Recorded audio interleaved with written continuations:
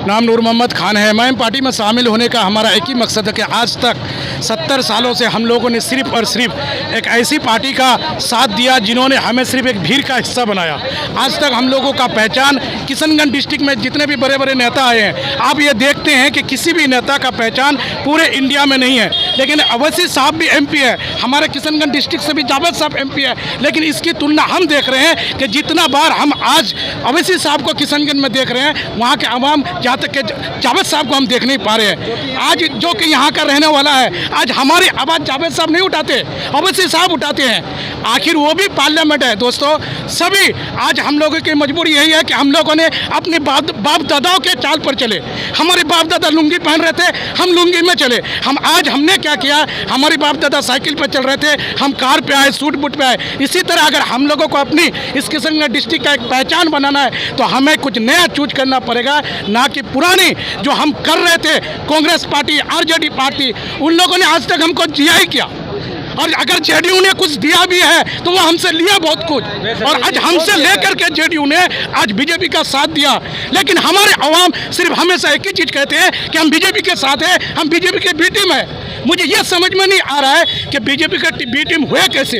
आज तक कभी आपने सुना कि बीजेपी के सपोर्ट में अवैसी साहब ने कोई बात की?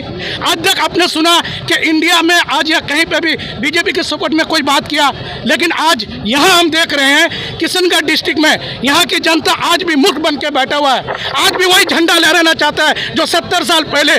अब बताओ, हमारे बाप दादा दुनिया से चले गए या कुछ भी नहीं था, लेकिन उसी पार्टी का हम लोग आज सपोर्ट कर रहे हैं। और एक ऐसी पार्टी जो आज हमारी भविष्य बदलने के लिए आई है। आज युवाओं को कुछ भी पता नहीं था कि सीमांचल क्या होता है। किशनगंज डिस्ट्रिक्ट का बदहाली कोई बताने के लिए वहाँ तैयार नहीं है। वहाँ मंत्री बन जाते हैं, और मंत्री बनने के बाद आप खुद बताओ, आज बहुत सारे पार्टी के लीडर अपने अपने एरिया में घूमते हैं। जब लॉकडाउन की जमाना आया, ये बड़े शख्स पूरे हैदराबाद में दोनों भाई रात भर जाग रहे थे, और हमारे एमपी जाकर के सो रहे थे, हमारे एमपी सो रहे थे। इसीलिए सभी आम से मैं दरखास्त करना चाहूँगा कि इस बार जागिए, कुछ तो सोचिए अपनी भविष्य के बारे में। अरे आप तो चले जाएंगे, हम क्या करेंगे? आज अगर हमें नया रास्ता मिलने का मौका मिला, हमारी मजबूरी थी कांग्रेस पार्टी का साथ देना, क्योंकि उसके आवाज में कोई था नहीं। हमारी मजबूती थी आरजेडी का साथ देना। आज उसके बाप ने एक बात मैं कहना चाहता हूँ, लोगों का एक सवाल आता है कि ऊपर भी राहुल गांधी चाहिए, नीचे भी राहुल चाहिए। एक हमारे साइड में इस्लामपुर बंगाल है, बंगाल में जोतू बशीर की सरकार 35 साल चला, क्या वहाँ कांग्रेस की राज थी? नहीं थी। अभी 15 साल 20 साल से ममता जी चला रहे हैं, क्या वहाँ बीजेपी की राज नहीं है? उसी तरह दोस्तों, हमें ना बीजेपी की जरूरत है, हमें ना कांग्रेस की जरूरत है, ना हमें आरजेडी की जरूरत है। अगर हमें जरूरत है, एमआईएम पार्टी की जरूरत है।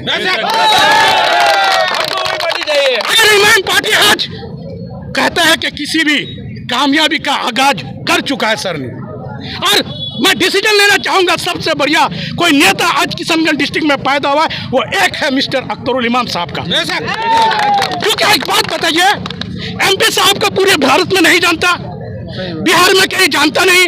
आज हमारे एमएलए बना एजवर एसपी साहब, मैं अभी तक पारकट्टा में हूँ, मैं उसको देखा तक नहीं हूँ। अब एक बात बताओ, वहीं आज आप बिहार में 4 जगह, हर स्टेट में अभी अख्तर साहब जा रहे हैं। जितना उसको किशनगंज को लोग जान रहे हैं, उतना पूर्वांचल के लोग जा रहे हैं, उतना पटना के लोग जा रहे हैं, यानी जितने भी स्टेट हैं हर जगह जान रहे हैं। इसी तरह आज हमारे जो यहाँ के लोग जीतेंगे वो भी जाएंगे। Thank you very much. My name is Noor Mohammad. लोग बोलते हैं कि मेरा नाम मोहम्मद दिलशाद आलम, मैं अमूड विधानसभा से हूँ, और कुछ लोग बोलते हैं कि बोले एमआईएम एक सीट लेकर के क्या करेंगे। अरे भाई अंधे बेअकल, अगर एक सीट ही तो पूरी विधानसभा में क्या क्या होता है छेड़खानी, वही ने हमको कब्रिस्तान के बारे में बताया।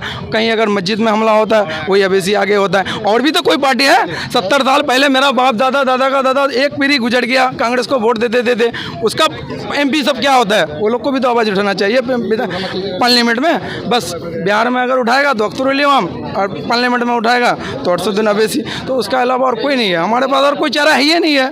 बस हम लोग बेवकूफ़ बना के रखा है सिर्फ आरजेडी वाले और कांग्रेस वाले। बोलता है सेकुलर, कोई सेकुलर नहीं है, हम लोग सेकुलर हैं, एमआईएम पार्टी सेकुलर है। आप उन मुसलमानों के बारे में क्या कहना चाहेंगे जो बोलते हैं कि अवैसी साहब सिर्फ ये करते हैं वो करते हैं?